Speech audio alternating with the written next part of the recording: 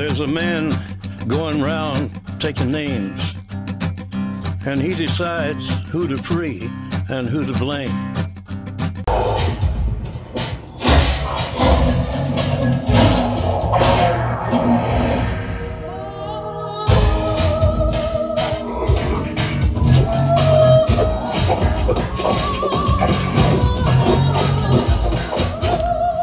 Bonjour à toutes, bonjour à tous, petite vidéo à chaque cachet autre, numéro 124.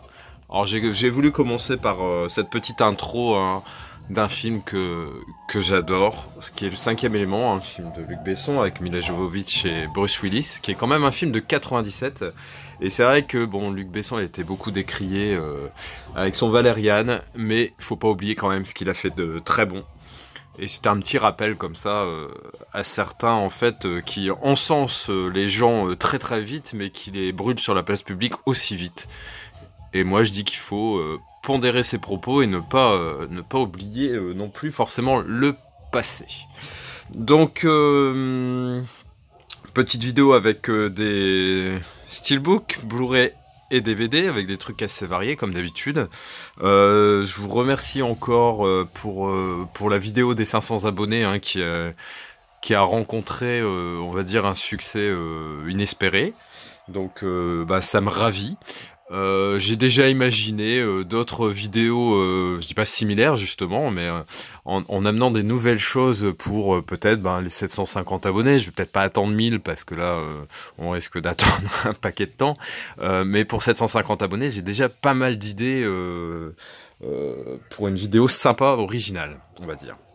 Donc, le premier objet que je vous présente, c'est le steelbook, édition Zavi du film de Robert Zemeckis, Forrest Gump. Ce steelbook est magnifique. Il avait été notamment déjà présenté, je crois, par Patrick, Pat Boudacaille. Je le trouve, si vous voulez, le blanc qui existait de Steelbook, je le trouvais très très sympa, mais les prix ont un peu flambé, et vu que je l'ai pas acheté au moment où il est sorti, franchement, voilà, moi mettre 50 ou 60 balles pour un Steelbook, c'est pas trop mon truc. Donc, quand j'ai vu qu'il rééditait, nouvelle version, on va dire, d'un Steelbook de Forrest Gump, j'ai sauté sur l'occasion, je l'ai précommandé, il est à moins de 20 €, je sais plus trop quel est le prix, mais je le trouve vraiment super joli. Là, on voit la boîte de chocolat, il y a rien, il y a aucune écriture qui vient gâcher le truc. Sur la tranche, c'est pareil, avec le titre et aucun logo perturbateur. Et puis là, il y a juste Tom Hanks is Forrest Gump. Donc franchement, c'est parfait. Je vous montre vite fait l'artwork interne, qui a rien d'exceptionnel. C'est un peu... c'est quand il fait le discours, vous savez, sur où les mecs sont anti-guerre du Vietnam et il vient donc en même temps que les mecs font le discours. Enfin bref, c'était pour la paix. Très très chouette. C'est un film dont je ne me lasse absolument pas. Robin Wright dedans est tellement touchante, tellement jolie.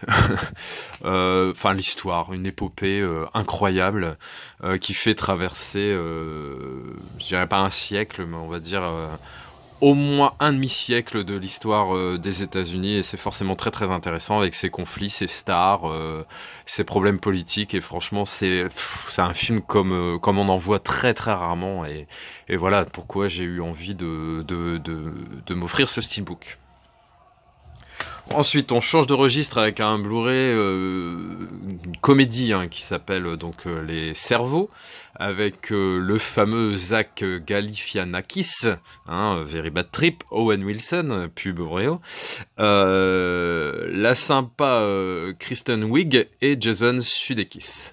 Donc l'histoire, en gros, c'est des mecs qui vont organiser un hold-up, et il y en a un qui va se faire doubler par ses complices, et donc il va être pourchassé aussi bien par des tueurs et gages que forcément la police.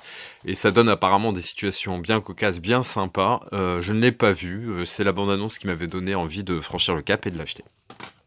Ensuite, présentation de ce film, je pense notamment à Romain, qui aime ce genre de film, je pense. Donc c'est Serious Man, le chef-d'œuvre absolu des Coen.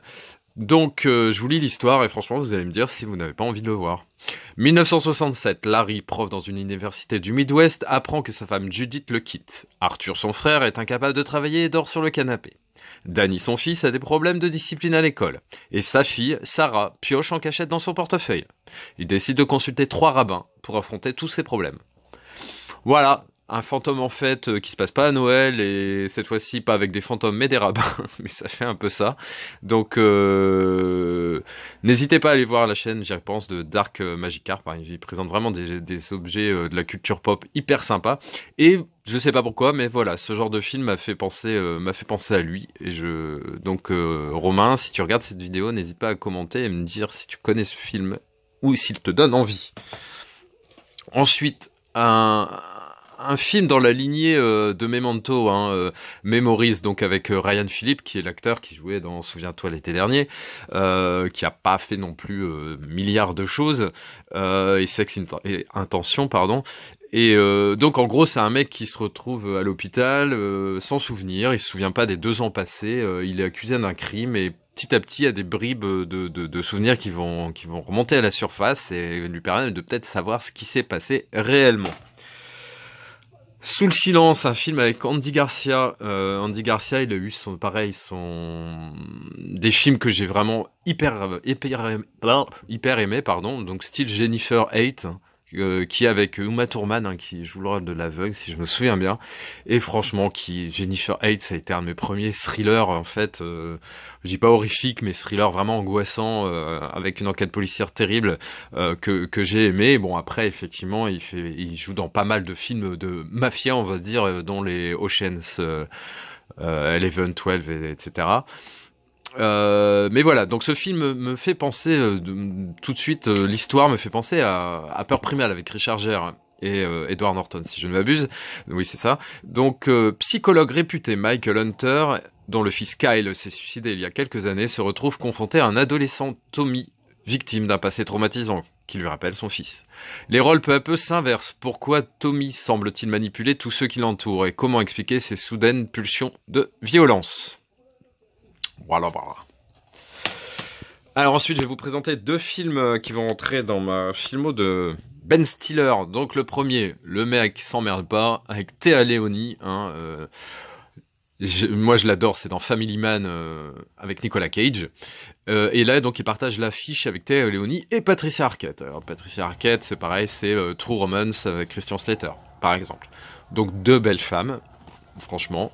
Alors le titre, l'histoire, donc flirter avec les embrouilles. Mel Coplin mène une vie paisible aux côtés de son épouse Nancy, seule ombre au tableau.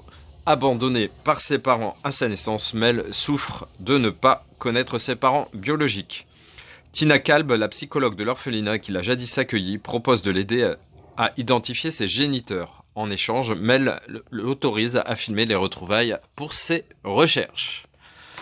Deuxième film, où là, encore une fois, il s'emmerde pas, avec Naomi Watts, qui est quand même celle qui a terrassé King Kong, qui est pareil dans King Kong, tellement touchante, et la relation King Kongesque, franchement, est magnifique, j'adore.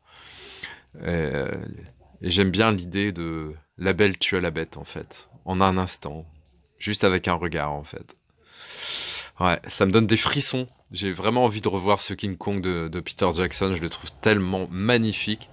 Bon, systématiquement à la fin, c'est dur pour mon petit cœur, je vous le cacherai pas. Donc, While We're Young. Donc, une comédie sympa, vraiment dans la lignée de ce que fait généralement Ben Stiller. Si vous n'avez pas vu La vie rêvée de Walter Mitty, foncez. Ça, c'est pour moi son chef-d'œuvre.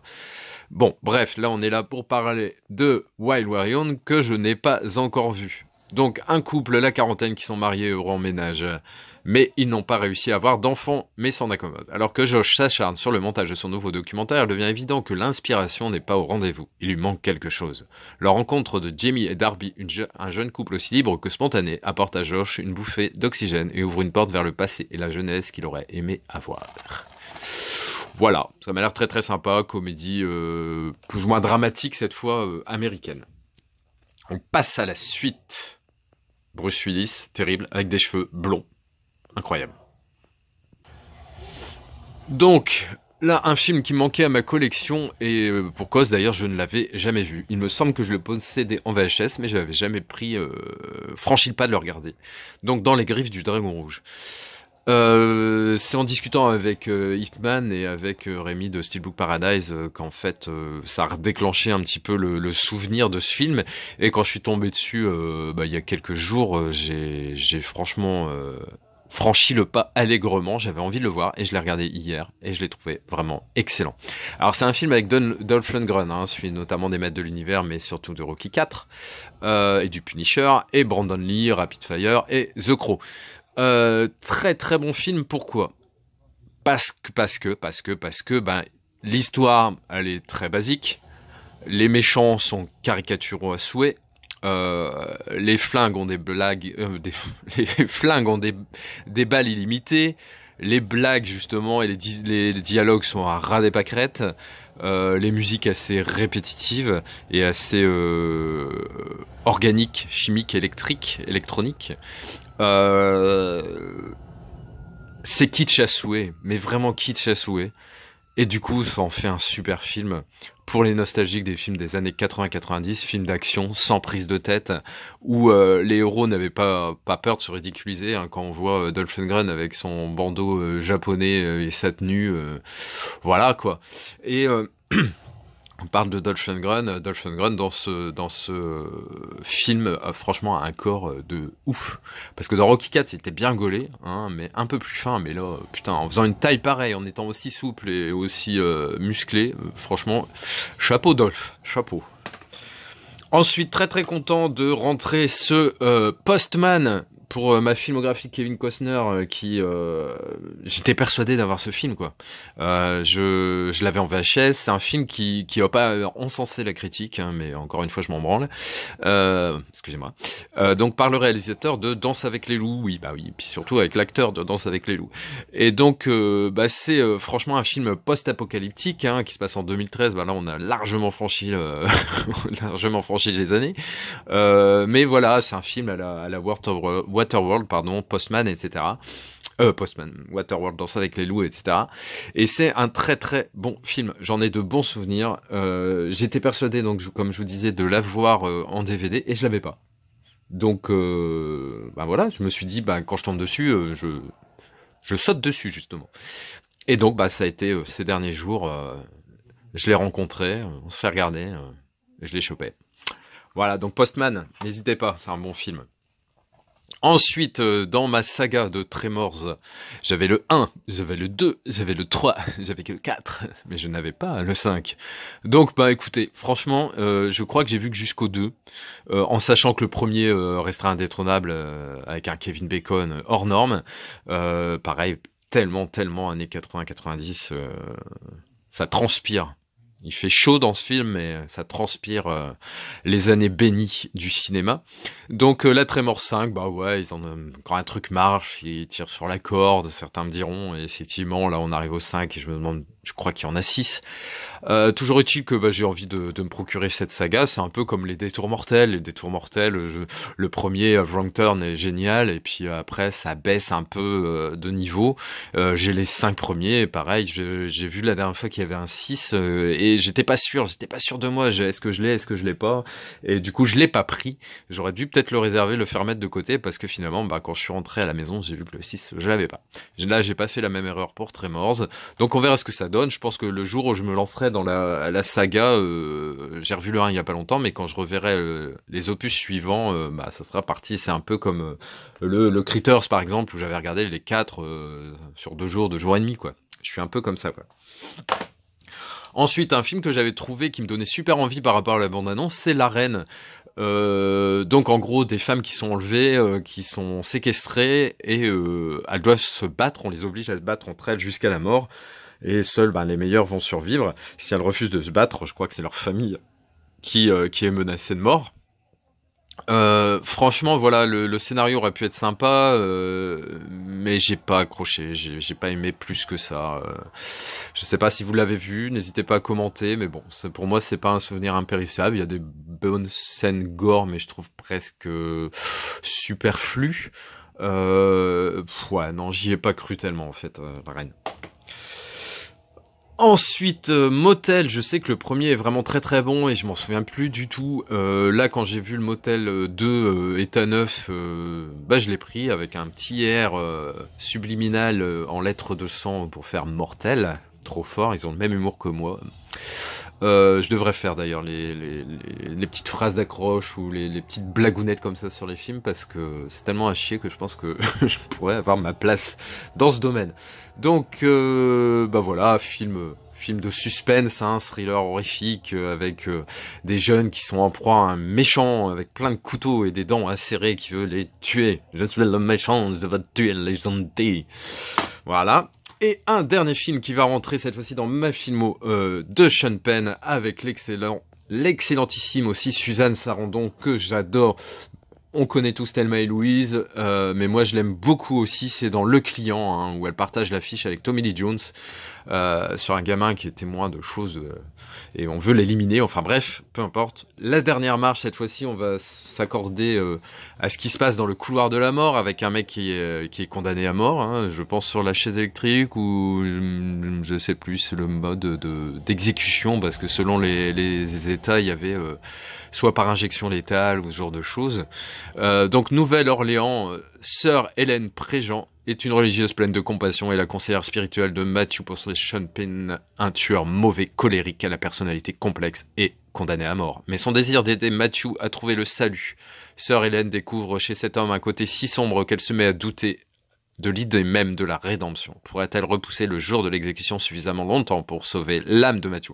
Donc là, on a une quête, oui, un peu spirituelle, où Suzanne Sarandon, je me souvenais plus, est une religieuse et qui veut sauver the soul of Sean Penn. Donc très très bon film, hein. Pareil, je l'avais déjà eu dans les mains et j'étais plus sûr de l'avoir ou pas, et j'ai vérifié du coup, et je ne l'avais pas. J'ai bien fait cette fois pour celui-là, de le mettre de côté, et donc je l'ai pris. Voilà, donc j'espère que cette petite vidéo vous a plu, hein, avec des choses très très sympas.